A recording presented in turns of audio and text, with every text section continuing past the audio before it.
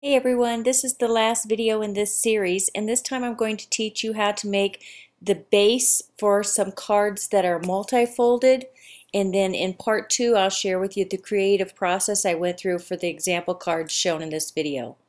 For this first one, this is what we call a Z-fold card, or some people sometimes call it an accordion fold also.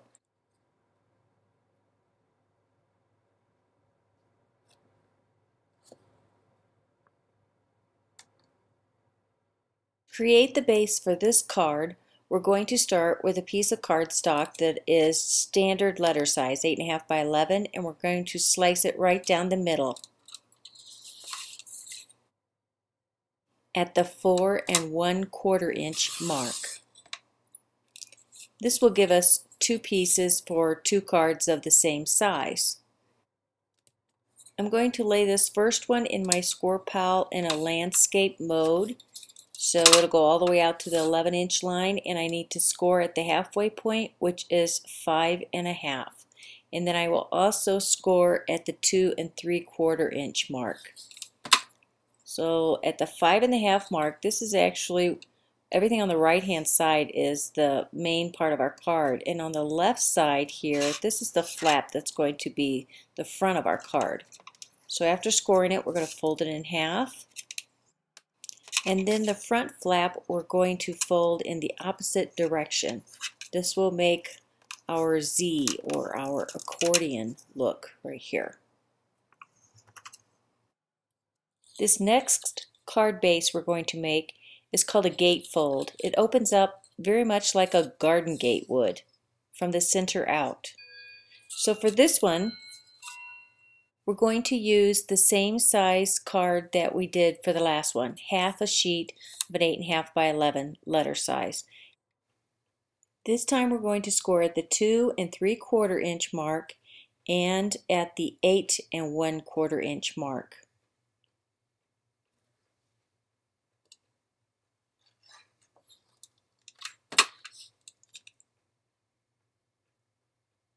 Two 3/4 inch and 8 1/4 inch. And we're going to fold each of these outside flaps towards the center to make our gatefold, just like this.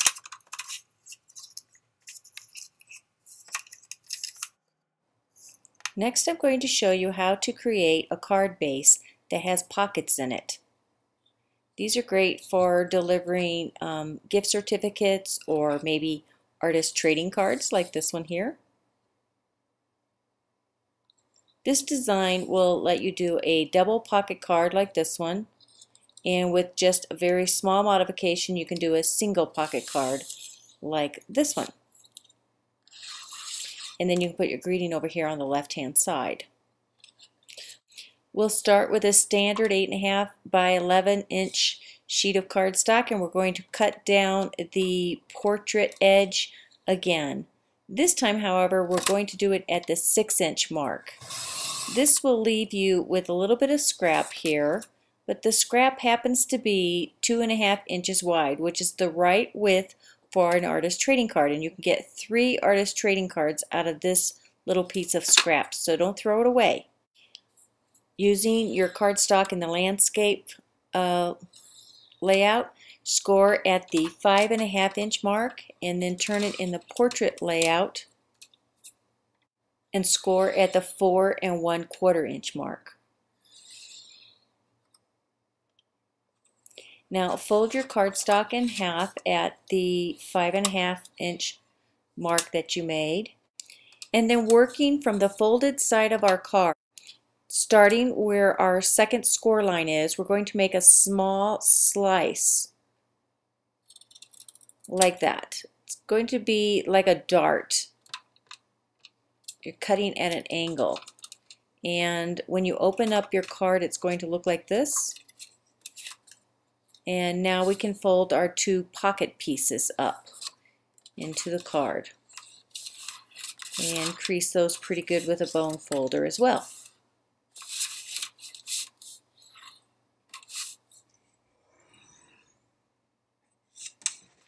Now to make a single pocket card, we're going to skip making that little dart, and instead we're just going to cut off this left pocket right where we made this two score lines, right where they meet.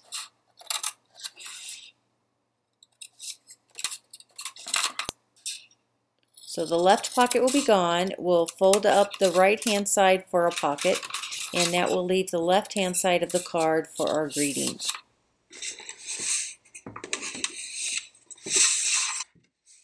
I have one more pocket card I want to show you. This one has two diagonal pockets, one in the front where you can put a little tag or something, and one on the inside.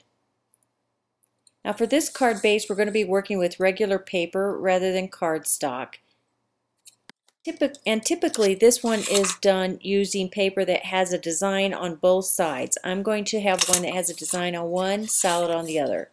So first, fold your paper in half, top to bottom landscape, and then crease it really well, open it back up and fold it in the opposite direction in half from top to bottom portrait, matching up your edges and your corners very well, and then open it back up again. Now we're going to make our inside pocket. So we're going to start at the top right hand corner, and we're going to make sure that the top edge of our paper lines up with the crease that we made from our previous fold. And it'll look like this, and you'll want to crease that really good. And then we're going to make the outside pocket by flipping our paper 190 degrees and making the same fold, top edge along our crease, just like this. Next, we want to turn our paper upside down so that these two little triangle folds are on the bottom. And fold our paper using the first crease we made, and that will be portrait edge to edge, and then we'll fold it using the second crease we made, and that'll be landscape edge to edge, and our card base is ready to go. This pocket flap can be left hanging out like this and attach it to the bottom if you want to, or you can tuck it inside itself right here along this ledge, or you can even cut the flap off. The choice is totally up to you based on the paper you use and the design of the card, and that goes for this flap that's on the inside as well. So those are the card bases. Now if you visit the part 2 of this video series, you'll get to see the creative process used to make the cards that were featured in this video, and some more.